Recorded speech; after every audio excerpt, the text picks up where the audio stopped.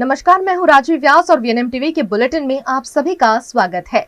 देश, दुनिया और शहर जिलों की खबरों से पहले आइए नजर डालते हैं वीएनएम हेडलाइंस पर। बढ़ती कीमतों के बीच सोना ऑल टाइम हाई पर पहुंचा। 10 ग्राम सोने के दाम 82,963 रुपए। उत्तराखंड के बाद अब गुजरात में भी लागू होगा यूसीसी। कमेटी 45 दिनों में सरकार को सौंपेगी रिपोर्ट।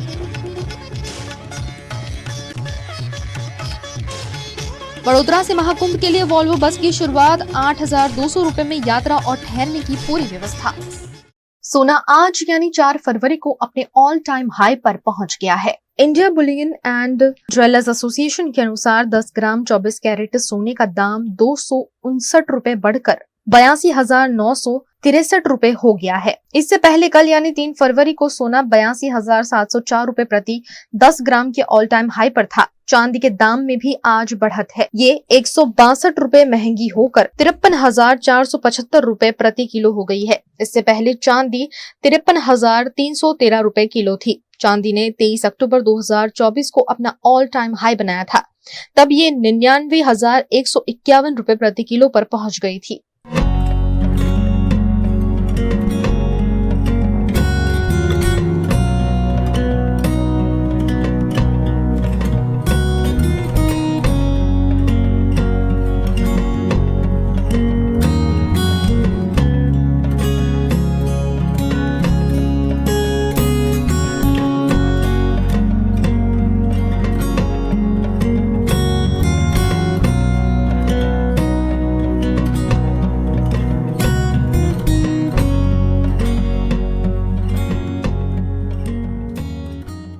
उत्तराखंड के बाद गुजरात में भी यूनिफॉर्म सिविल कोड के अमलीकरण पर सरकार ने महत्वपूर्ण ऐलान किया है। गुजरात में भी यूनिफॉर्म सिविल कोड लागू करने की तैयारी राज्य सरकार द्वारा कर ली गई है। यूनिफॉर्म सिविल कोड की रिपोर्ट बनाने के लिए 5 सदस्यों की कमेटी का गठन किया गया है, जिसमें सुप्रीम कोर्ट के सेवानिवृत्त न्यायाधीश रंजना देसाई, सेवानिवृत्त वरिष्ठ IAS अधिकारी CL Meena, advocate RC Kodekar, पूर्व वाइस चांसलर दक्षेश ठाकर और सामाजिक कार्यकर्ता गीता श्रॉफ को शामिल किया गया है। इस मामले गुजरात राज्य के गृह मंत्री हर्ष संघवी ने पत्रकार परिषद का संबोधन करते हुए मामले पर जानकारी दी। लोकप्रिय मुख्यमंत्री आदरणीय श्री भूपेंद्र भाई पटेल जी ने यूसीसी कमेटी की एक रचना की है। हम सभी ऐसे महान राष्ट्र के नागरिक हैं जिसका धर्म है भारतीयता और धर्म ग्रंथ है संविधान। भारत का संविधान नागरिक धर्म का वहन करने में सभी का पथ दर्शन करता है। विश्व नेता और लोकप्रिय प्रधानमंत्री आदरणीय श्री नरेंद्र भाई मोदी जी के नेतृत्व में इस वर्ष हम संविधान के अंगीकरण के 75 वर्ष का उत्सव मना रहे हैं। प्रधानमंत्री नरेंद्र मोदी जी ने देश के सभी नागरिकों को समान अधिकार मिले, इसे कॉमन सिविल कोड का देशव्यापी अमल करने का एक फैसला किया है। माननीय प्रधानमंत्री नरेंद्र भाई मोदी जी के नेतृत्व में भारतीय जनता पार्टी की सरकार जो कहना व करना, इस कार्य मंत्र का अनुकरण करने वाली सरकार है। Article 370, one nation one election, नारी शक्ति वंदना अधिनियम, ट्रिपल तलाक कानून इत्यादि के लिए जो वादे इलेक्शन मैनिफेस्टो में दिए थे वह एक के बाद एक पूरे किए जा रहे हैं। इसी दिशा में आगे बढ़ते हुए प्रधानमंत्री श्री ने कॉमन सिविल कोड का अमल करने के लिए संकल्पबद्ध है। गुजरात प्रधानमंत्री श्री के संकल्पों को साकार करने के लिए हमेशा प्रतिबद्ध है। आज गुजरात सरकार द्वारा यूसीसी कानून के लिए एक कमेटी की रचना की है, जिसकी अध्यक्षता सुप्रीम कोर्ट के एक्स जस्टिस श्रीमती रंजनाबेन देसाई की ओर से की जाएगी। निवृत्त senior IAS Shri CL Meena ji उसके सभ्य होंगे। एडवोकेट श्री RC कोडेकर जी, पूर्व वाइस चांसलर श्री दक्षेश ठाकर जी और सामाजिक कार्यकर्ता सुश्री गीताबेन श्रॉफ भी ये कमेटी में शामिल होगी। ये कमेटी को मुख्यमंत्री जी ने निर्देश किया है कि आने वाले 45 दिन में इसकी डिटेल्ड रिसर्च करके सरकार को रिपोर्ट पेश किया जाए। उत्तराखंड के बाद अब गुजरात में भी समान नागरिक संहिता लागू करने की घोषणा कर दी गई है, जिसके लिए समिति के गठन में वीर नर्मद साउथ गुजरात यूनिवर्सिटी के पूर्व उपकुलपति दक्षेश ठाकर को भी शामिल किया गया है। हम सब ये जानते हैं कि हमारे पास लॉ है, पर उसमें कभी कभी छटकबारी भी लोगों को मिल जाती है। खास करके समाज में जो स्त्रियों है, इस स्त्री के संदर्भ में डिवोर्स, मेंटेनेंस, एडॉप्शन और जो माल मिल्कत होती है उसमें वारसाई जैसे कई समस्या सालों से स्त्री सहन करती आई है। उस समस्याओं का निराकरण बहुत जल्दी से होने के कारण उनको न्याय मिले ऐसी प्रतीति करवाने के लिए गुजरात सरकार ने यूसीसी समिति की रचना की। इस मामले कांग्रेस और आम आदमी पार्टी के नेताओं की प्रतिक्रिया भी सामने आई है। गुजरात राज्य सरकारे પણ 5 વ્યક્તિની કમિટી બનાવી છે યુસીસી માટે, અને જ્યાં સુધી અત્યારે સરકાર શું કરવા માંગે છે, એનો મુસદ્દો શું છે, એનો ડ્રાફ્ટ શું છે, જ્યાં સુધી આપણે વધારે મને આની જાણકારી નથી, જ્યાં સુધી હું સ્ટડી કરું, વાંચું, પછી જ મને ખબર પડે કે સરકાર આના અંદર શું કરવા માંગી રહી છે। પરંતુ મારે ખાસ કહેવાનું કે જ્યારે સરકારે 5 વ્યક્તિની કમિટી બનાવી છે અને મુસ્લિમ સમાજના જે છે મૌલાના ઉલમા એમને પણ એમાં અંદર સામેલ કરવા જોઈએ, જેથી કરીને જે શરીયતની વાત આવે છે, શરીયતના અંદર ઇસ્લામ ધર્મ શું કહે છે એ પણ એના અંદર જે ખ્યાલ આવી જાય। અને ખાસ કરીને જ્યારે યુસીસીનો અમલ કરવાની વાત છે તો સમગ્ર દેશના અંદર યુસીસીનો અમલ કરો એવું બંધારણે કીધું છે। અત્યારે જૂના જે કાયદા બનાવેલા છે સરકારે, હું સમજુ છું કે જ્યારે વિધાનસભા ચાલુ થાય છે ત્યારે સરકાર નવા કાયદા બનાવે છે, એ કાયદાનો અમલ તો સરકાર કરાવે। સરકારે જે જૂના કાયદા છે એનો પણ અમલ કરાવવો જોઈએ, મારું એવું સ્પષ્ટ માનવું છે। જો યુનિફોર્મ સિવિલ કોડમાં ઘણી બધી બાબતો એવી છે કે જેમાં પરંપરાગત જે સંસ્કૃતિ છે એના ઉપર તરાપ સમાન છે। તમે વિચાર કરો, આદિવાસી સમાજની સંસ્કૃતિ હોય, અમારા માલધારી સમાજની સંસ્કૃતિ હોય, આજે પણ અમારા માલધારી સમાજમાં 80% વિવાદ હોય, ઘરેલું ઝઘડા હોય, છૂટાછેડાના કેસ હોય, તો એ અમારા આગેવાનો સુલઝાવી લે છે। આદિવાસી સમાજમાં બહુપત્નીત્વ હોય, એમના પોતાના એક રિવાજો છે, આ બધું યુસીસી આવતા ખતમ થઈ જશે। એટલે યુનિફોર્મ સિવિલ કોડ એ ભાજપનું એક નર્યું નાટક છે। તમે જુઓ કે ઈસાઈ છે, ક્રિશ્ચન છે, શીખ છે, મુસ્લિમ છે, આ બધા માટે આ યુનિફોર્મ સિવિલ કોડ છે એ ક્યાંક ને ક્યાંક અડચણરૂપ થવાનું છે। આદિવાસી સમાજ ગુજરાતમાં એની 27 સીટો છે, ભાજપ એ 27 સીટોમાં ઘૂસી નહીં શકે જો યુનિફોર્મ સિવિલ કોડ લાગુ થાય। અમારા માલધારી સમાજ ને પણ આ અસર કરતું છે। એટલે ભલે અત્યારે કમિટીઓ રચી છે, મારે કમિટીને વિનંતી છે, રંજનબેન જે કમિટીના આગેવાન છે, તમે કીધું એમને મારી વિનંતી છે કે આના એક એક પાસા ઉપર તમે વિચાર કરો। ભાજપના એક પણ નેતા મંત્રીમાં તાકાત નથી, આવડત નથી કે ગુજરાત ચલાવી શકે, એટલે આવા ગતકડા કરતા રહીએ એટલે એની ગાડી ચાલે। મારી ગુજરાતની જનતાને વિનંતી છે કે કોઈ ભ્રમિતમાં પડતા નહીં।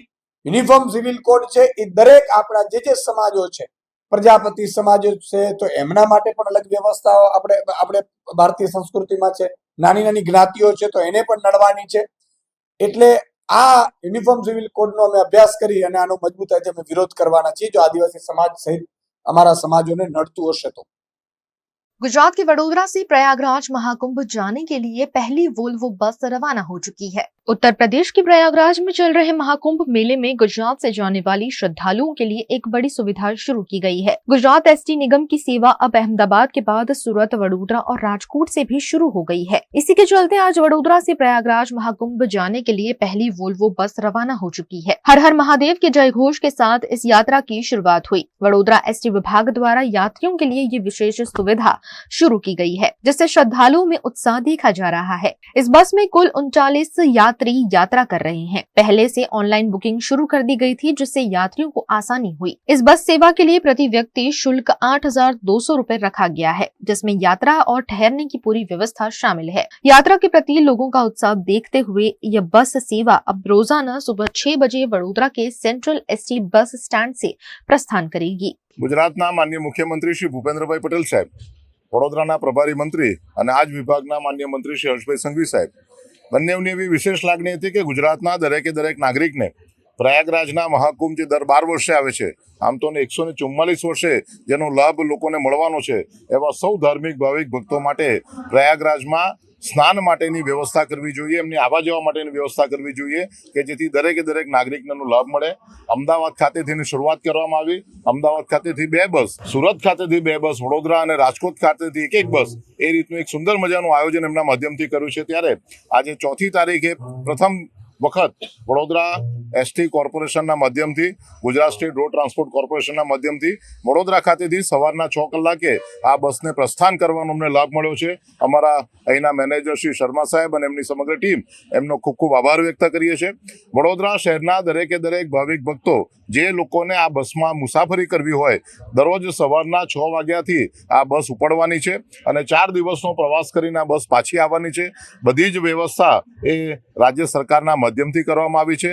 પ્રથમ દિવસે સાંજે 7 વાગે શિવપુરી ખાતેનું રોકાણ, બીજે દિવસે ત્યાં મહાકુંભમાં સ્નાન અને ત્રીજે દિવસે ત્યાંથી પરત આવીને ચોથા દિવસે વડોદરામાં પહોંચાય એ પ્રકારની સુંદર વ્યવસ્થા જ્યારે માનનીય હર્ષભાઈ સંઘવી સાહેબના માધ્યમથી કરવામાં આવી છે, ત્યારે હર્ષભાઈનો સમગ્ર ટીમનો ખૂબ ખૂબ આભાર વ્યક્ત કરીએ છીએ। વડોદરાના દરેકે દરેક લોકોને આનો લાભ લેવા માટેની અમારી વિનંતી છે। મહાકુંભ એ હિન્દુ પરંપરા, સનાતન પરંપરા માટે એક વિશેષ પ્રકારનું સ્નાન છે। ગંગા નદીમાં સ્નાન કરવાથી આપણી જે કોઈ પણ ઈચ્છા હોય તે પૂર્ણ થાય છે। આપણને પોતાને એક એવો ભાવ વ્યક્ત કરીએ છીએ કે જેને કારણે આવનારા સમયમાં આપણે ખોટા કામો કરવાથી બચીએ, ભૂતકાળમાં કરેલા કામો, એના પાપોનું આપણે પ્રાયશ્ચિત પણ ત્યાં કરી શકીએ છીએ। ત્યારે દરેક વ્યક્તિ આ પ્રકારના સ્નાનનો લાભ લે એવી અમારી વિનંતી છે। गुजरात के सूरत में रिंग रोड निर्माण कार्य को लेकर आम आदमी पार्टी के पार्षद और मनपा विपक्ष नेता महेश अणघड़ ने सरकार पर बड़ा हमला बोला है। सूरत में रिंग रोड प्रोजेक्ट को लेकर आम आदमी पार्टी के पार्षद महेश अणघड़ ने आज विरोध प्रदर्शन किया। उन्होंने कहा कि 2017 में 3,000 करोड़ रुपए की लागत से तैयार होने वाले इस प्रोजेक्ट का 2025 तक सिर्फ 20% ही काम पूरा हुआ है। बीजेपी शासकों पर निशाना साधते हुए महेश अणघड़ ने कहा, जो सरकार विकास के बड़े बड़े दावे करती है, वो आखिर किस मुंह से ये बात कह रही है? अगर काम करवाने की काबिलियत नहीं है तो बीजेपी नेताओं को इस्तीफा दे देना चाहिए।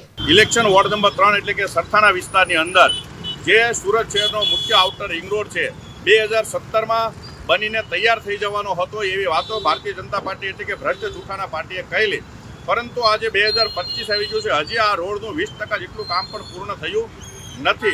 3,000 કરોડના ખર્ચે બનનારા બ્રિજના રૂપિયા ભાજપના કયા નેતાઓ ખાઈ ગયા છે? આ સૌથી મોટો સવાલ એટલે છે કે આજે 7 વર્ષ પછી પણ હજી આ પુલ બનવાનો તૈયારીઓ નથી, કારણ કે છેલ્લા 1 વર્ષ દરમિયાન આ કામ ઉપર એક ઈંટ પણ અહીંયા મુકાણી નથી। આવા 3 બ્રિજ એટલે કે વરાછા કામરેજ રોડ ઉપરનો મુખ્ય બ્રિજ છે, સાથે ભરથાણા પાસે જે રેલવે ફ્લાયઓવર બ્રિજ છે, અને આ કઠોદરા પાસોદરાની પાસે જે વાય જંકશન પડે છે, આ વાય જંકશનના ટોટલ 3 બ્રિજો છેલ્લા 1 વર્ષથી સંપૂર્ણ કામગીરી બંધ છે અને 1 વર્ષ જેટલો સમય ગયો। આ દરમિયાન અહીંયા જે પબ્લિક જે રોજ અવર જવર કરે છે, કેટલું હેરાન થાય છે, એ કોઈ વ્યક્તિઓના ધ્યાનમાં નથી। ભાજપના એક પણ નેતાને ખબર નથી, કારણ કે જો ખબર હોત તો આજે એને કામગીરી શરૂ કરાવી હતી। એટલે માનનીય મુખ્યમંત્રી શ્રી, તમે જે ત્યાંથી પૈસા વારે એવું કહેતો કે અમે સુરતમાં બ્રિજ માટે આટલા રૂપિયા આપીએ છીએ, આટલા રૂપિયા આપીએ, તો આ તમારા આપેલા રૂપિયા ભાજપના કયા નેતા ખાઈ જાય છે? આ સૌથી મોટો સવાલ છે। જો તમને ખરેખર આ વાતની ખબર ન હોય તો મુખ્યમંત્રી પદ તરીકે તમારે પણ રાજીનામું આપી દેવું છે, કારણ કે તમારી નિગરાનીમાં આવતા રૂપિયા જો અહીંયા ભાજપના નેતાઓ ખાઈ જતો તો સૌથી મોટી જવાબદારી તમારી છે। એટલે આપશ્રીને અને ખાસ કરીને સુરતના મેયર, સુરતના કમિશનર અને સુડાના ચેરમેન શ્રી આપ સૌની સંયુક્ત વિઝિટની અંદર, સંયુક્ત એસપીવીની અંદર જે યુઆરડીસી બનાવ્યું છે, યુઆરડીસી આખી કામગીરી કરે છે અને છેલ્લા 1 વર્ષથી આ યુઆરડીસીને લીધે આ કામગીરી બંધ હોય તો આપ ત્રણેય શ્રીઓને વિનંતી છે કે 2 મહિના જેટલા સમયગાળાની અંદર જો આ કામગીરી શરૂ કરવામાં નહીં આવે તો તમારી ઓફિસોની અંદર પણ અમારે આવીને ધરણાઓ કરવા પડશે, પ્રદર્શનો કરવા પડશે અને એની માટે કોઈ પણ પ્રકારની નુકસાન થશે તો સંપૂર્ણ જવાબદારી તમારી રહેશે. આશા રાખીએ કે આપ આ શ્રીને અત્યારે શાંતિપૂર્ણ પ્રદર્શન કર્યું છે અને આપ શ્રીને અવાજ પહોંચાડ્યો છે. જો તમારામાં કોઈ પણ નામાં કામ કરવાની તેવડ ના હોય તો રાજીનામું આપી દો, પણ અમને અમારા વિસ્તારની સુવિધાઓ જોઈએ છે. ભાજપના એક પણ નેતાઓની અંદર દમ નથી કે તમારી પાસે આવીને આ પોતાની વાત મૂકી શકે. અમારા વિસ્તારના ધારાસભ્ય હોય કે સાંસદ સભ્ય હોય, કોઈને આ વિસ્તારની અંદર કેટલી અગવડતાઓ પડે છે એમની સમજ નથી, કદાચ એમના ધ્યાનમાં નથી. હા, આ જ્યારે કામ શરૂ થાય છે અથવા તો એનું લોકાર્પણ થાય છે ત્યારે બધા માર્કેટમાં એરોપ્લેનમાંથી કૂદીને દોડી આવશે કે અમે કરાવ્યું. અત્યારે ક્યાં સુઈ છે? આ એ વિસ્તારના ધારાસભ્યની સવાલ છે, વિસ્તારના સાંસદની સવાલ છે. એટલે નૈતિકતાના ધોરણે આપ સૌ મળી આ કામગીરી શેરી कराओ. VNM टीवी पर वक्त है एक छोटे से ब्रेक का. ब्रेक के बाद जल्द हाजिर होंगे कुछ और खबरों के साथ. बने रहिए हमारे साथ. Himanshu sales corporation, your trusted destination for top quality consumer electronics since 1994. TV showroom से शुरुआत करने के बाद अब गुजरात के अलग अलग शहरों में हिमांशु सेल्स के electronic super stores, TV, washing machine, fridge, water purifier, vacuum cleaner, water cooler, mixer, OTG और वाटर हीटर, डिफरेंट और अपडेटेड टेक्नोलॉजी के इलेक्ट्रॉनिक अप्लायंसेस हिमांशु सेल्स में अवेलेबल. इस दिवाली अपने घर को नए इलेक्ट्रॉनिक अप्लायंसेस से सजाने विजिट करें Himanshu sales corporation. Himanshu sales corporation, G2 silver plaza, old Padra road, Vadodara, Gujarat.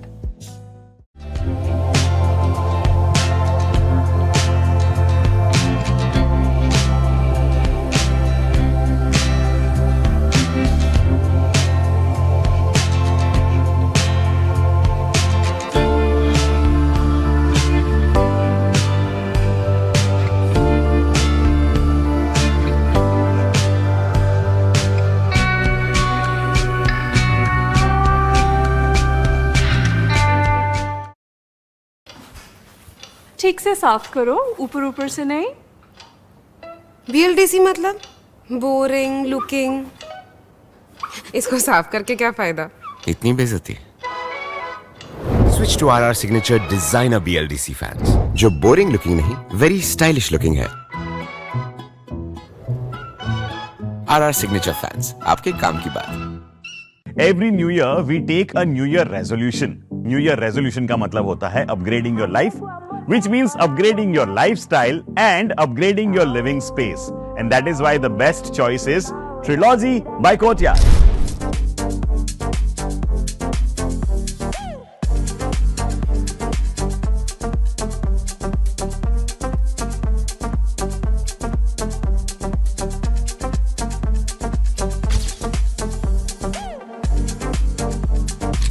Trilogy by Courtyard.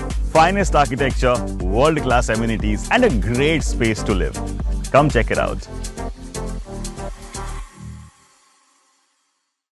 Paneri embroidery अब नए रंग रूप में.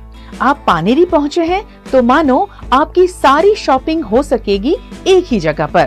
पानेरी में festive collection, casual collection, nightwear, innerwear के साथ अब ज्वेलरी, कई ब्रांड के कॉस्मेटिक्स, पर्स, परफ्यूम और बहुत कुछ.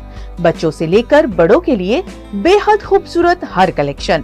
ट्रेडिशनल ड्रेस चाहिए या स्टाइलिश, पानेरी में सब कुछ वन स्टॉप वन डेस्टिनेशन. खुद के लिए खरीदना हो या दूसरों को गिफ्ट करना हो, पानेरी है सबसे best. Must visit Paneri embroidery, 10 Akota stadium road, Rajnagar society, Akota, Vadodara.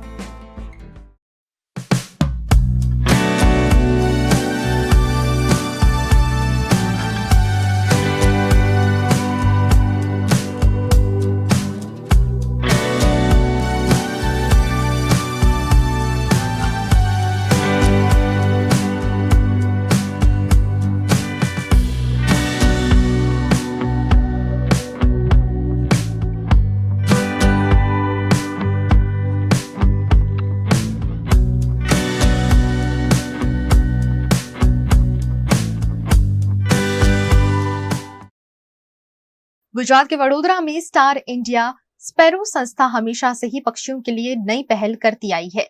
इसी के चलते इस साल भी bird house and painting competition का आयोजन किया गया है। घर के आंगन में चहचहाने वाली गोरैया चिड़िया विलुप्त होने की कगार पर है। इनको संरक्षित करने के लिए वडोदरा में स्टार इंडिया स्पैरो संस्था द्वारा हर साल नए नए प्रोग्राम आयोजित किए जाते हैं। इसके अंतर्गत इस साल 5वीं बार bird house and painting competition का आयोजन किया जा रहा है।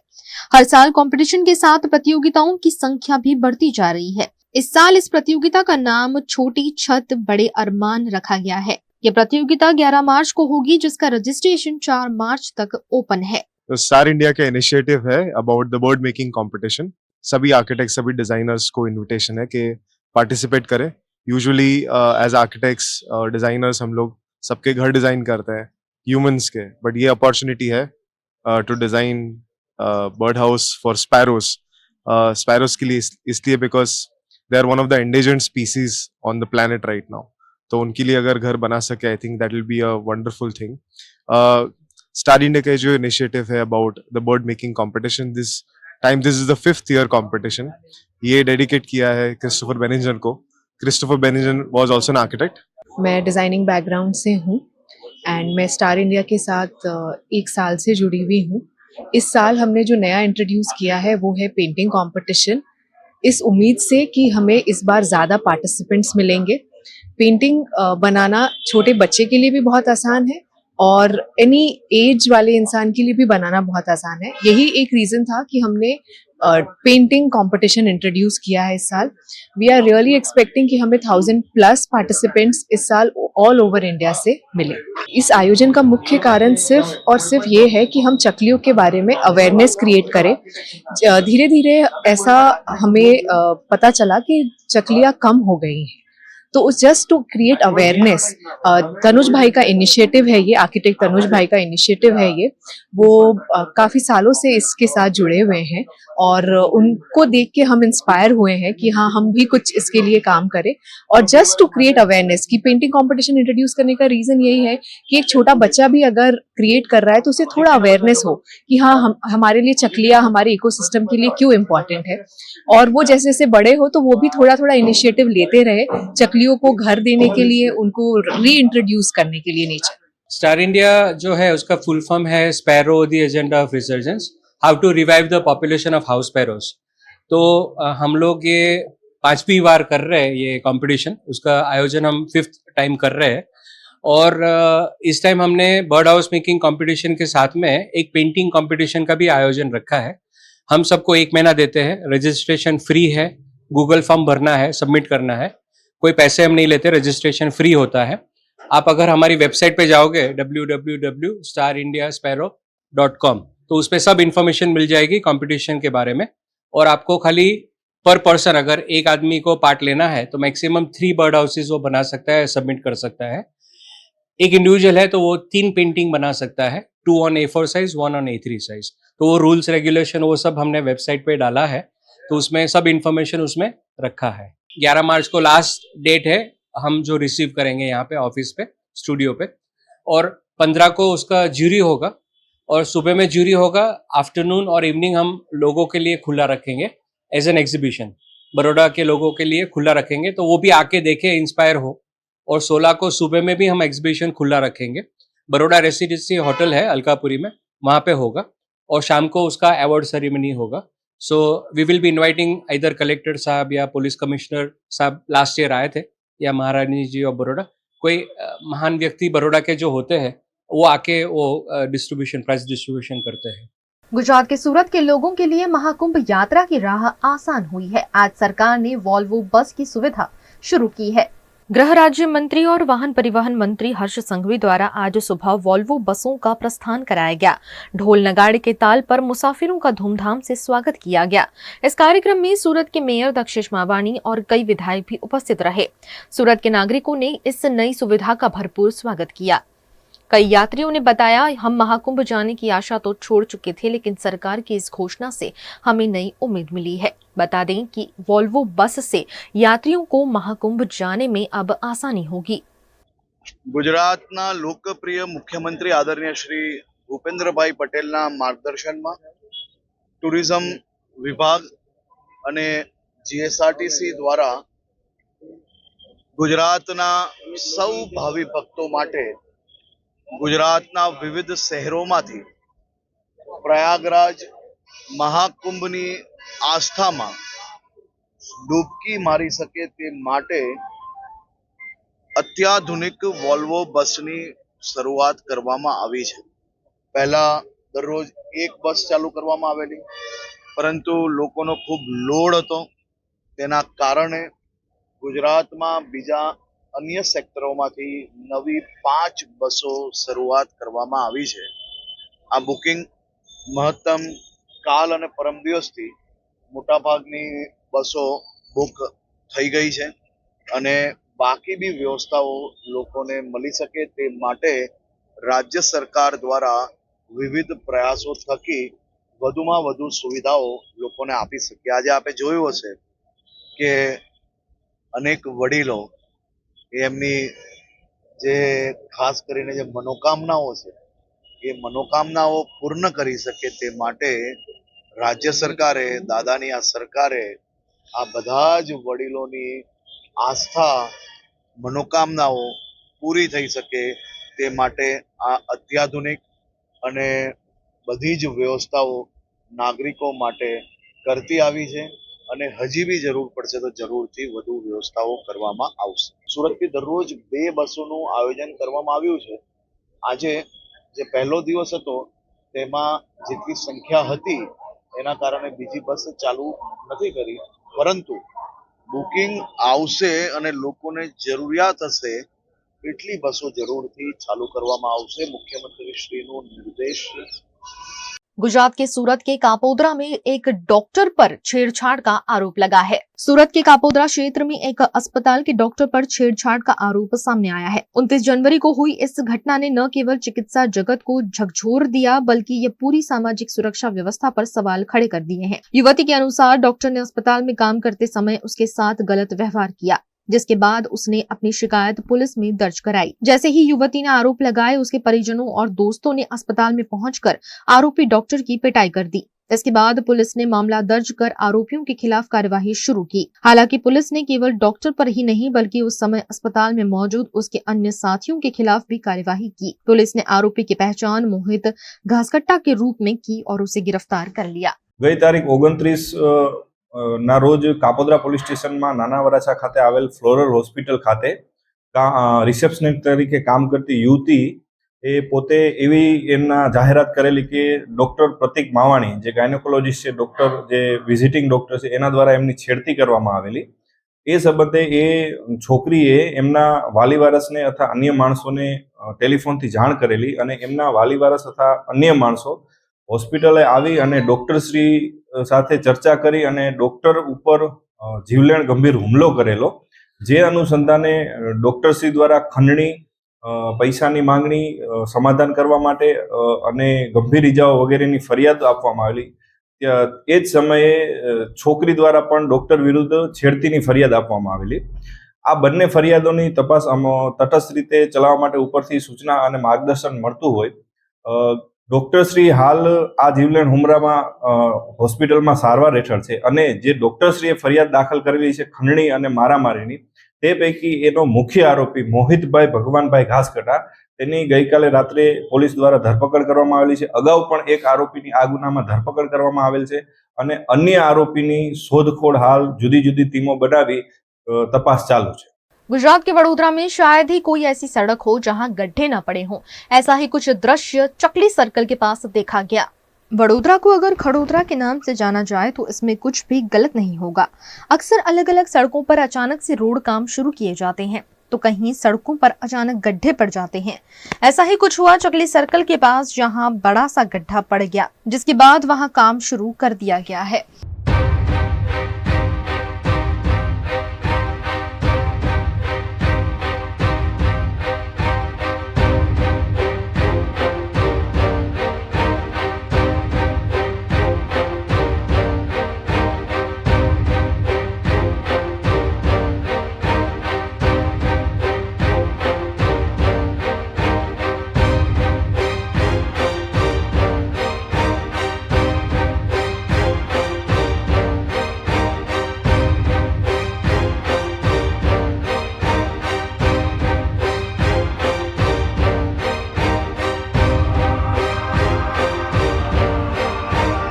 गुजरात के वडोदरा में अतिक्रमण विभाग की कार्यवाही जारी है। इसी के चलते वडोदरा के कारेली बाग में भी अतिक्रमण विभाग की टीम द्वारा कार्यवाही की गई। वडोदरा में कल शाम अतिक्रमण विभाग की टीम ने कारेली बाग पुलिस स्टेशन के स्टाफ के साथ मिलकर कारेली बाग से सलाटवाड़ा रोड तक कार्यवाही की।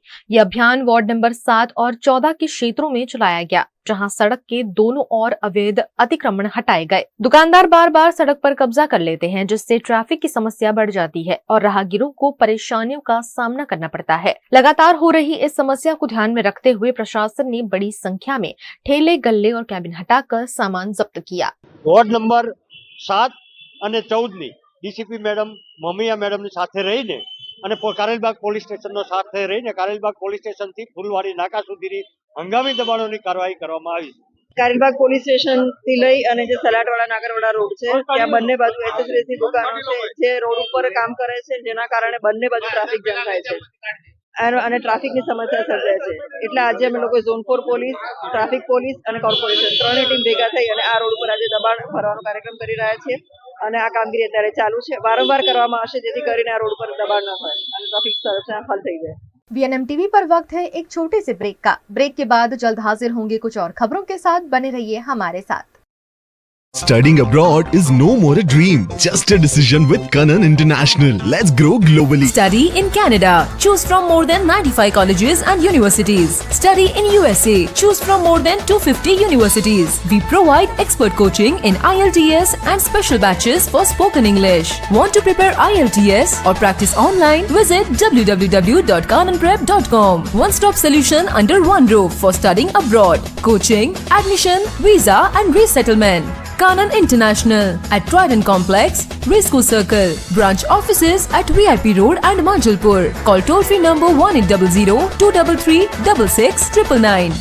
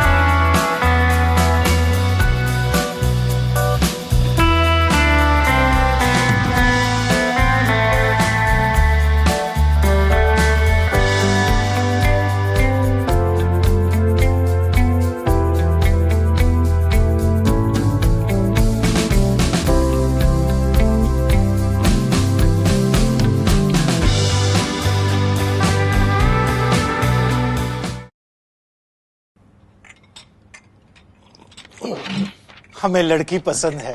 कुंडली भी मिलती है भैया, काफी हॉट है। कोने कोने में हवा नहीं पहुंच रही?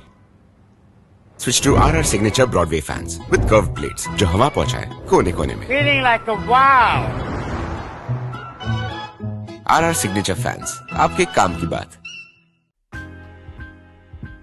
Welcome to Courtyard Palladium. 3 BHK large size apartments જ્યાં તમને મળશે એક grand living room with an amazing view, સાથે એક comfortable dining area, a perfect kitchen for your perfect family. Now 3 bedrooms નો પહેલો bedroom with an amazing balcony view. સાથે the second bedroom which is very comfortable, very cozy and has ample of sunlight. And now for the third and the master bedroom of this house. This is so amazing, so grand and so beautiful. Best વાત આ apartments ની એ છે કે અહીંયા તમને મળે છે walk through balcony. So now I'll see you in the living room. Let's go. This is amazing, right? Courtyard Palladium, 3 BHK large apartments near Earth Infinity in Bhaili. Don't forget to visit.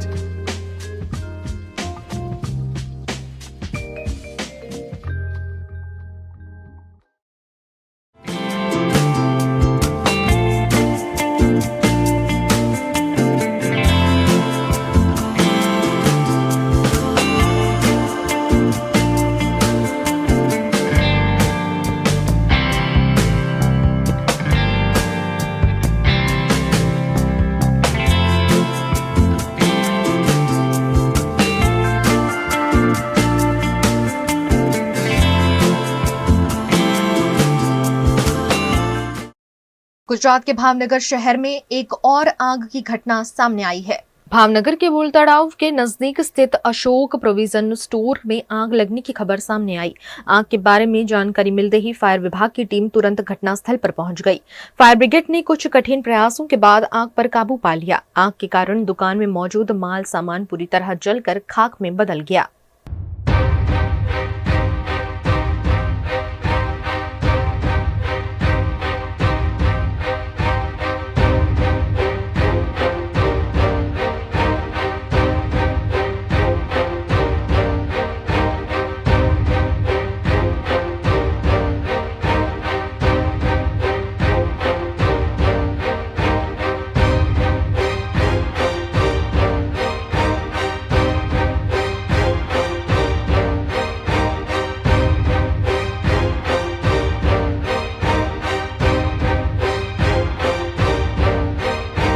Gujarat के वडोदरा के तांदलजा क्षेत्र में एक मकान में आग लगने की घटना सामने आई है। वडोदरा के तांदलजा इलाके के सरताज कॉम्प्लेक्स में एक मकान में अचानक आग लग गई। आग की लपटें उठती ही आसपास के लोग मौके पर जमा हो गए। आग किस कारण लगी इसका पता नहीं चल पाया है। घटना की जानकारी मिलते ही फायर ब्रिगेड की टीम मौके पर पहुंची और कड़ी मशक्कत के बाद आग पर काबू पा लिया। सौभाग्य से इस घटना में कोई हताहत नहीं हुआ।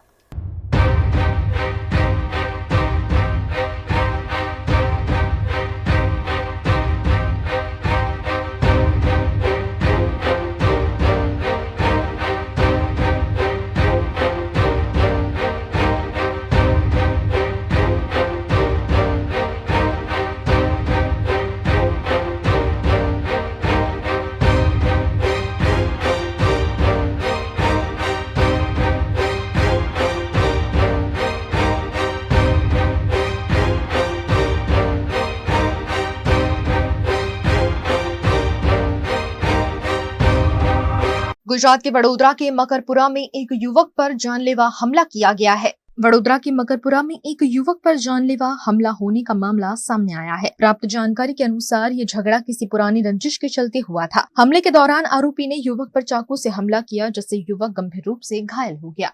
कुछ 4-5 દિવસ અગાઉ મકરપુરા પોલીસ સ્ટેશન દ્વારા એક કેસ કરવામાં આવેલો 6 પેટીનો।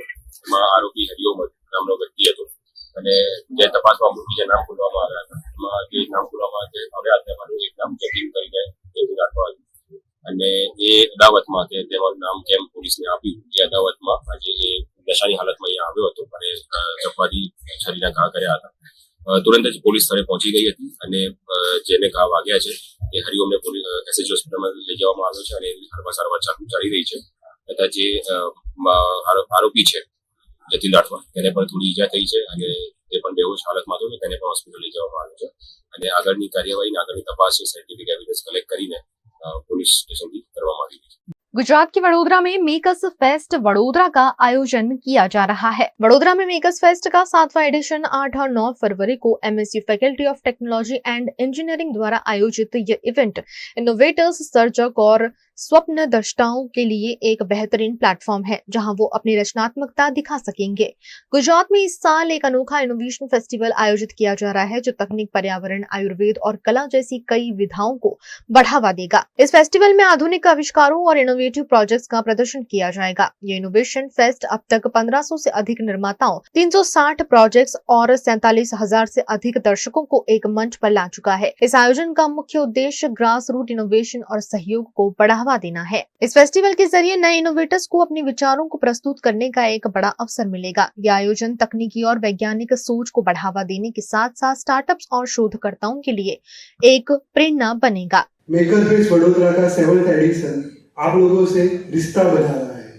आप सब लोगों के साथ रिश्ता प्रेम का कि आगे भी आप साथ में रहेंगे और हम सब इसी तरह आगे बढ़ते रहेंगे। इस कार्यक्रम के लिए सबसे पहले मैं शुक्रगुजार हूँ हमारे स्वामी जी का, ज्ञानवत्सल स्वामी का, जिन्होंने आज यहाँ पे आए और इनोवेशन की दुनिया से हमको वाकिफ कराया। उसके बाद जो दोनों ऑर्गेनाइजिंग संस्था VIC और विवालय चैरिटेबल ट्रस्ट जो को होस्ट के रूप में हमारे साथ लगातार भागीदार है, ऐसे MS university of Baroda. When it comes to innovation, when it comes to creation, when it comes to making up something new, creating and giving humanity something new, creating a change in the process, creating a change in the equipment, creating a change from time to energy, resources in a process, in a product. Basically, the idea is important, as we discussed. Since last about 1 hour, I'm just about to finish because I was given 1 hour. Gujarat के अमरेली की राजूला नगर पालिका में चुनाव से पहले ही 2 form वापस खींच लिए गए हैं। अमरेली की लाठी नगर पालिका के चुनाव में खेला हो गया है। लाठी में आम आदमी पार्टी की 2 महिला प्रत्याशियों ने अपनी उम्मीदवारी वापस खींच ली है, जिसमें वार्ड नंबर 1 और 3 में रुबीना राठौड़ और बिल्किस खोखर ने अपने अपने नामांकन वापस लिए हैं, जिस पर आम आदमी पार्टी के महामंत्री शैलेश भादानी ने गंभीर आरोप लगाए हैं। काले रात्रे थी જે ભાગદોડ અને ભાંગતોડની નીતિ ચાલી રહી હતી એમાં અમારા 2 ઉમેદવારને તાક ધમકી કે લોક લાલચ કોઈ એન કેન પ્રકારે કરી અને એક 3 નંબરમાંથી મહિલા ઉમેદવાર હતા અને 1 નંબરમાંથી જે મહિલા ઉમેદવાર હતા એમને ફોર્મ પરત ખેંચાવડાવ્યા છે અને જે કંઈ કારણો હોય એ એમના પારિવારિક છે એ જાણતા હશે, અમને ખ્યાલ નથી। કોંગ્રેસના આગેવાનો હાજર છે, આપ જોઈ શકો છો કેમેરો એ બાજુ કરીને।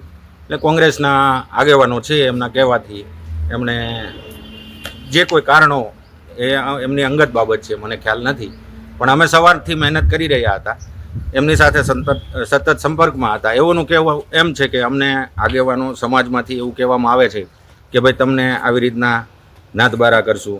गुजरात के अमरेली लेटर कांड मामले की जांच तेज करने की मांग लगातार हो रही है। गुजरात के अमरेली में लेटर कांड मामले दिलीप संघानी ने मुख्यमंत्री को नार्को टेस्ट के लिए पत्र लिखा है। इस मामले डॉक्टर भरत कानाबार ने भी उनका समर्थन किया है। वहीं सामाजिक अग्रणी नाथालाल सुखड़िया ने भी इस मामले ठोस कार्यवाही की मांग सरकार से की है। અમરેલીના લેટર કાર્ડની ઘટનાનો રાજકીય એંગલ ને બાજુમાં રાખી દે તો પણ જે રીતે પોલીસ તંત્રની કામગીરી રહી છે અને ખાસ કરીને એક દીકરીને અડધી રાતે ધરપકડ કરવી, એનું રિકન્સ્ટ્રક્શનના નામે એમને બજારમાં ફેરવવાનું અને એ સિવાય પણ બાકીના આરોપી સાથે પણ જે વર્તાવ થયો, ખાસ કરીને આરોપી ફરિયાદીની હાજરીમાં આરોપીને માર માર્યો, આ બધા આક્ષેપો એવા છે કે ચોક્કસપણે એ નિષ્પક્ષ અને ઊંડી તપાસ માંગેલી છે। એટલે દિલીપભાઈની જે માંગણી છે એમાં એને હું સમર્થન આપું છું, એમાં મારું શું પુરાવું છું કે ચોક્કસપણે જેને કારણે આજે બધાને સાંભળવાનું આવ્યું છે, પાર્ટીને પણ સાંભળવાનું આવ્યું છે, સરકારને પણ સાંભળવાનું આવ્યું છે, તો આ ઘટનાની પણ તપાસ થાય। કેમ કે ફ્રોમ ડે 1 ગુજરાત સરકારનો તો બહુ સ્પષ્ટ આ બાબતમાં અભિગમ રહેલો છે કે જે સત્ય બહાર આવે એના માટે જ અહીં પોલીસ તંત્ર, સ્થાનિક પોલીસની પોતાની એક કમિટીની રચના થઈ ફેક્ટ ફાઇન્ડિંગ, અને સાથે સાથે જ્યારે પાયલ ગોટી એના વકીલ સાથે ડીજીને ફરિયાદ કરી ત્યારે ડીજીએ પોતે નિલિત રાયને આ તપાસ સોંપેલી। હા, આપના મીડિયાના માધ્યમથી મેં આખો એમનો ઇન્ટરવ્યૂ નારણ કાછડિયાભાઈનો જોયો તો એમણે ડાયરેક્ટ કીધું કે ભાઈ મેં અડધો ફડધો લેટર વાંચ્યો અને સેમ ડે રત્નાકરજી, મુખ્યમંત્રીશ્રી અને CR પાટીલ સાહેબને મોકલ્યા। તો આવો જવાબદાર માણસ એને આખો લેટર વાંચવો જોઈએ। પરંતુ મારો તો પહેલેથી કહેવાનું રહ્યું છે કે આ આખો લેટર કાંડ સર્જનહાર નારણ કાછડિયા છે અને આજ એનું પાપ સાપરે છડીને મીડિયાની આગળ પોકાર્યું છે। તો આવો લેટર વાંચ્યા પછી સ્થાનિક લેવલના નેતાઓને જાણ કરવી જોઈએ કે ભાઈ આવી રજૂઆતો મારા મીડિયાના મારા વોટ્સએપ ઉપર આવ્યું છે, પરંતુ એનું પાપ હતું કે પ્રદેશમાં મોકલી દીધું અને આવા છોકરાઓ પાછળ આવું કૃત્ય કરાવી અને લેટર કાર્ડ ઊભો કર્યો। ખરેખર પાર્ટીએ આવા લોકો, ગદ્દાર લોકો, કાવતરાકબાજ નેતાઓને પાર્ટીમાંથી હાંકી કાઢીને કડક પગલાં લેવા જોઈએ અને જેલના સલાખા પાછળ ધકેલી દો। કેટલા બધા ભ્રષ્ટાચારો આશરા છે, આની તપાસો થવી જોઈએ। ઘણું બધી આ સમસ્યા જ એક આ જિલ્લાની આ અમુક નેતાઓ બની ગયા છે। તો નારણ કાછડિયા તો સીધી લીટીમાં હવે આરોપી જેવું જ વર્તન થઈ ગયું, આરોપી જ ગણાય। तो एमने सामे पण पुलिसे कार्यवाही करवी जोईए, सरकारे कार्यवाही करवी जोईए। गुजरात के मेहसाणा के कड़ी में विधायक करसन सोलंकी की कैंसर से दुखद मौत हुई है।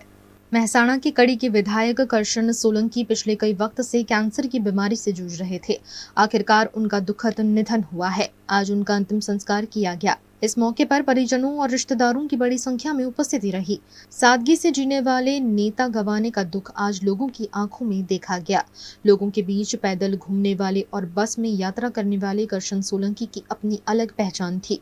लोगों के दुख दर्द में सहभागी बनने वाले विधायक के निधन पर परिजनों के साथ साथ भारतीय जनता पार्टी के नेताओं में भी दुख की लहर देखी गई।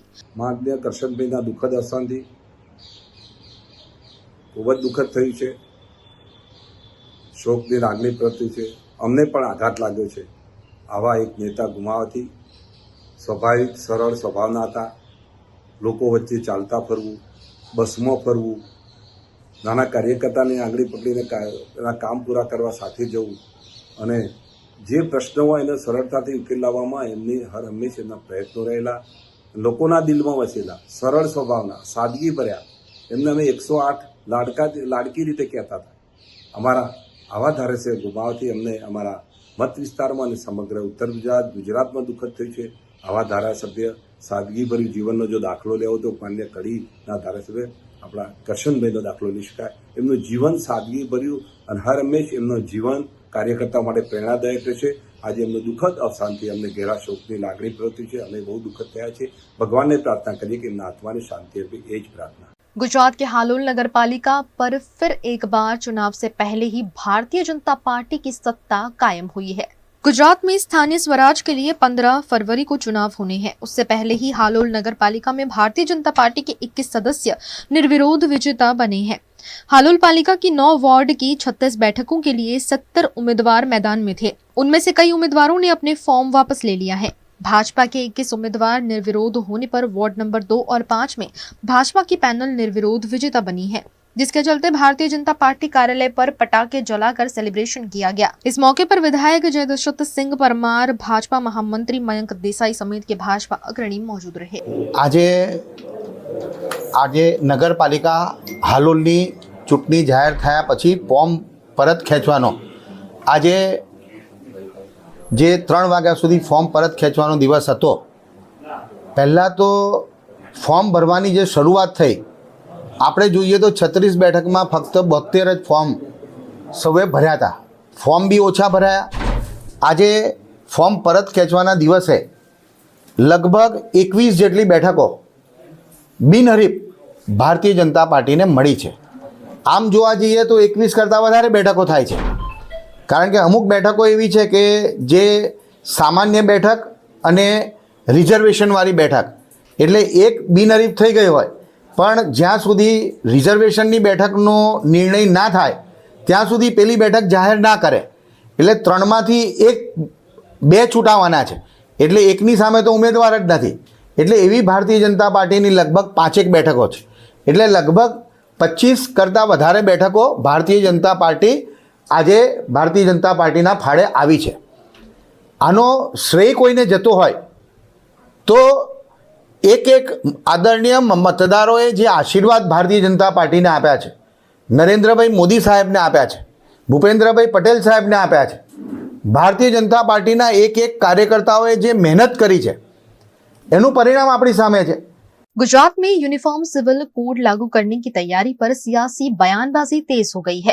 डेडियापाड़ा से आम आदमी पार्टी के विधायक चैतर वसावा ने सरकार से मांग की है कि आदिवासी समाज को यूसीसी से बाहर रखा जाए और कमेटी में आदिवासी प्रतिनिधि को शामिल किया जाए। उत्तराखंडની જેમ ગુજરાતમાં પણ યુનિફોર્મ સિવિલ કોડ લાગુ કરવા માટે આજે મુખ્યમંત્રી શ્રી દ્વારા એક કમિટીની રચના કરવામાં આવી છે. ત્યારે ગુજરાતમાં 15% આદિવાસી સમાજ વસે છે. 1,45,00,000 જેટલી અહીંની વસ્તી આદિવાસી સમાજની છે. છતાં આ કમિટીમાં એક પણ સભ્ય, એક પણ પ્રતિનિધિ આદિવાસીનો સમાવેશ કરવામાં નથી આવ્યો, જે બતાવે છે કે આ સરકાર આદિવાસી વિરોધીની પોતાની છબી ધરાવે છે. સાથે સાથે યુનિફોર્મ સિવિલ કોડ લાગુ થવાથી જે આદિવાસીઓના આદિ અનાદિ કાળથી જે પરંપરાઓ, જે રીત રિવાજો, જે રૂઢિઓ ચાલી આવે છે, જે છીનવાઈ જશે. આજે પણ અમારા સમાજમાં કોઈ પણ દીકરા દીકરી પુખ્ત વયના ભાગી જાય છે, સમાજનો પંચ બેહીને એને માન્યતા મળે છે. કોઈ વિધવા કે વિધુરને પુનઃ લગ્નની માન્યતા મળે છે, બહુપત્નીત્વને માન્યતા મળે છે. કોઈનો મન મેળાપ નથી થતો એને છૂટાછેડાની પણ માન્યતા મળે છે. કોઈને દીકરી છે એના ઘર જમાઈ કરીને એને ઉત્તરાધિકારી નક્કી કરવાની પણ માન્યતા અમારા સમાજમાં મળે છે. ત્યારે આ યુસીસી લાગુ થવાથી આ સમગ્ર બાબતો નષ્ટ થઈ જશે. આજે અમને જે મૌલિક અધિકારો મળ્યા છે, સંવિધાનિક અધિકારો મળ્યા છે, જેમ કે આર્ટિકલ 344 હોય, પેસા એક્ટ 1996 હોય, 73 એની વાત હોય, 5મી અનુસૂચિની વાત હોય, કે જે પણ અમને અધિકારો મળ્યા છે યુસીસી લાગુ થવાથી એ પણ અમારા નષ્ટ થઈ જશે. જળ જંગલ જમીન પરના અમારા અધિકારો, ખનિજો પરના અધિકારો, વન અધિકાર અધિનિયમ 2006 ના અધિકારો પણ આ યુસીસી લાગુ થવાથી અમારા નષ્ટ થઈ જવાના છે.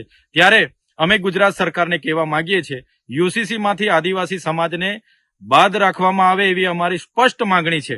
અને જો યુસીસીમાં આદિવાસી સમાજને સમાવવામાં આવશે તો આવનારા દિવસોમાં સરકાર સામે અમે ખૂબ મોટું આંદોલન લઈને ઉતરીશું અને અમારા અધિકારો, અમારો અસ્તિત્વ, અમારી સંસ્કૃતિને બચાવવા અમારે સડકથી લઈને સદન સુધી સરકાર સામે અમે લડીશું. અમે સરકારને સ્પષ્ટ કહેવા માંગીએ છીએ, અમે આદિ અનાદિ કાળથી વસનારા અમે મૂળ માલિકો છે. સમાનતાની મોટી મોટી વાતો કરનારી આ તમારી સરકારોએ આજ દિન સુધી આદિવાસીઓને ન્યાય નથી આપ્યો. આજે અમારી 15% વસ્તી છે. અમારે ન્યાય પ્રણાલિકામાં 15 જજીસ નથી, યુનિવર્સિટીઓમાં 15 કુલપતિ નથી, કોર્પોરેટ જગતમાં 15 ઉદ્યોગપતિઓ નથી, સેક્રેટરી સચિવાલયમાં 15 અમારા સચિવો નથી. અને દરેક ક્ષેત્ર તમે જોઈ લો, કોઈ પણ ક્ષેત્રમાં આદિવાસીઓને આજે પણ સમાનતા આપવામાં નથી આવી. આજે પણ અમારી સાથે રોટી બેટીના વ્યવહારો સુધી આ વિસ્તારોમાં નથી થતા. ત્યારે કયા સમાનતાની વાતો કરવામાં આવે છે? એટલે અમે યુનિફોર્મ સિવિલ કોડનો સખત વિરોધ કરીએ છીએ. આવનારા દિવસોમાં ગુજરાતનો તમામ આદિવાસી સમુદાય રોડ પર પણ ઉતરશે અને વિધાનસભાનો પણ ઘેરાવો કરશે. જો સરકાર યુસીસીમાં આદિવાસીઓનો સમાવેશ કરશે તો આવનારા દિવસોમાં સમગ્ર ગુજરાતનો આદિવાસી સમાજ રોડ पर હશે, એ અમે જણાવી દઈએ છીએ. गुजरात के वडोदरा के भायली गांव के किशोर पर्यावरण और पक्षी संरक्षण की दिशा में बड़ा कदम उठा रहे हैं. गुजरात के वडोदरा जिले के भायली गांव में पक्षी संरक्षण को लेकर युवा किशोरों ने एक अनूठी पहल की है. ये युवा पिछले 5 वर्षों से पक्षी निरीक्षण में सक्रिय हैं और अब वे अपने अनुभव के आधार पर एक शोध पत्र तैयार कर रहे हैं. आमतौर पर अनुसंधान पत्र उच्च शिक्षा प्राप्त छात्रों या विशेषज्ञों द्वारा लिखे जाते हैं, लेकिन इन किशोरों का ये प्रयास सराहनीय है. पिछले 5 सालों से हम वडवाना जो बर्ड एस्टिमेशन प्रोसेस है उसमें पार्टिसिपेट कर रहे हैं, लेकिन इस बार कुछ अलग ही देखने को मिला. इस बार हमने देखा कि वडवाना तालाब में माइग्रेटरी बर्ड्स तो थे ही नहीं, लेकिन उधर के प्रादेशिक बर्ड्स भी हमें बहुत कम देखने को मिले. तो इस बार हमने डिसाइड किया है कि हमारे जो 5 साल के ऑब्जर्वेशंस है वो हम लिख के वहाँ के डॉक्टर भाविक सर को देना चाहते हैं और उस रिसर्च पेपर को हम पब्लिश करना चाहते हैं. रोज़ हमारी जो स्कूल की टेक्स्ट बुक होती है उनमें से हमें हितार्थ सर और कृति मैम पढ़ाते हैं जो ऐसे चैप्टर्स होते हैं वो. पर आज वर्ल्ड वेटलैंड डे था, इसलिए हमें हितार्थ सर और नंदिनी दीदी ने कुछ अलग सा जैसे कि बर्ड्स के बारे में सिखाया, जैसे कि किंगफिशर, पर्पल मूरहैन और ऐसे कई पक्षियों के नाम सिखाए. पहले हम नंदिनी दीदी हैं उनके घर के पास वाले तालाब में आए थे. वहाँ पर अभी पहले बहुत सारे पक्षी होते थे पर अभी बहुत कम पक्षी हो गए क्योंकि उस तालाब के एकदम बिल्कुल पास में ही एक रोड बन गए जहाँ से बाइक, एक्टिवा ऐसे सब वाहन आते हैं और जाते हैं. इसलिए जो पक्षी होते हैं तालाब में उन्हें डिस्टर्ब होता है, इसलिए वो यहाँ पर नहीं रह सकते. बाद में हितार्थ सर हमें एक बड़े तालाब के पास लेके गए. वहाँ पर हमने पक्षी देखे और वहाँ के पक्षी थोड़े अलग थे, वहाँ पर थोड़े विदेशी पक्षी भी थे.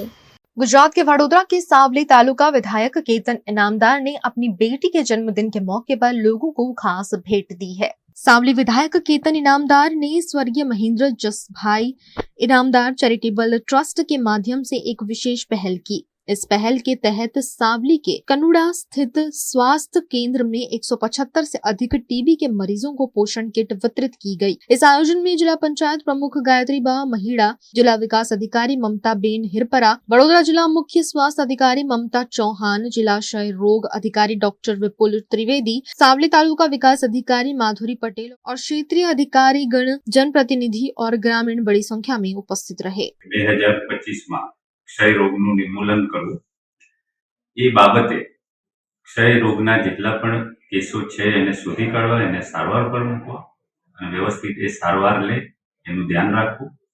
એ માટે બીજો એક પ્રોગ્રામ પણ છે, પ્રધાનમંત્રી ટીબી મુક્ત ભારત અભિયાન, જે અંતર્ગત ટીબીના જેટલા દર્દીઓ હોય છે તે લોકોને કોઈને કોઈ રીતે મદદ કરવામાં આવે છે. જે લોકો આ ટીબીના દર્દીઓને મદદ કરે છે એમને આપણે નિક્ષય મિત્ર તરીકે ઓળખીએ છીએ. ની એટલે નહીં અને ક્ષય એટલે ક્ષય રોગ ના થવો એના માટે જે મદદ કરે છે એને આપણે નિક્ષય મિત્ર કહીએ છીએ. અને એ અંતર્ગત આજે સાવલી તાલુકાના પોઈચા ગામે જે આરોગ્ય કેન્દ્ર છે પોઈચા કનોડા ત્યાં આગળ એક બહુ જ સારો કાર્યક્રમ થઈ ગયો. તેમાં પ્રધાનમંત્રી ટીબી મુક્ત ભારત અભિયાન અંતર્ગત આપણા સાવલીના લોકલાડીલા ધારાસભ્ય શ્રી કેતનભાઈ ઇનામદાર સાહેબે 175 દર્દીઓને દત્તક લીધા, જેથી સાવલી તાલુકો તેમજ ડેસર તાલુકાના બધા જ દર્દીઓને આવરી લે એ દર્દીઓને દર માસે ન્યુટ્રિશન કીટ આપવાનો પ્રોગ્રામ આજે અહીંયા પોઈચા ખાતે થયો, જેમાં જ્યાં સુધી દર્દીઓની દવા ચાલુ રહેશે ત્યાં સુધી કેતનભાઈ ઇનામદાર તરફથી એ લોકોને ન્યુટ્રિશન કીટ આપવામાં આવશે, જેના લીધે ન્યુટ્રિશન કીટનો ઉપયોગ દર્દી કરશે તો એ લોકોની રોગ પ્રતિકારક શક્તિમાં ચોક્કસ સુધારો થશે અને એ સુધારો થશે તો એ લોકોને ટીબી રોગમાંથી પણ મુક્તિ મળશે, તેમના શરીરમાં પણ સ્ટેમિના વધશે, બીજા રોગ સામે લડવાની પણ રોગ પ્રતિકારક શક્તિ એમને કામ લાગશે. એટલે આ રીતે આ प्रोग्राम બહુ જ સારી રીતે થયો.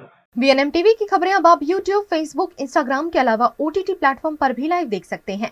डेली हंट, जियो टीवी, वोडाफोन टीवी और जियो फाइबर पर 498 नंबर के चैनल पर भी 24 घंटे वीएनएम टीवी आपके लिए उपलब्ध है. देखते रहिए वीएनएम टीवी. नमस्कार.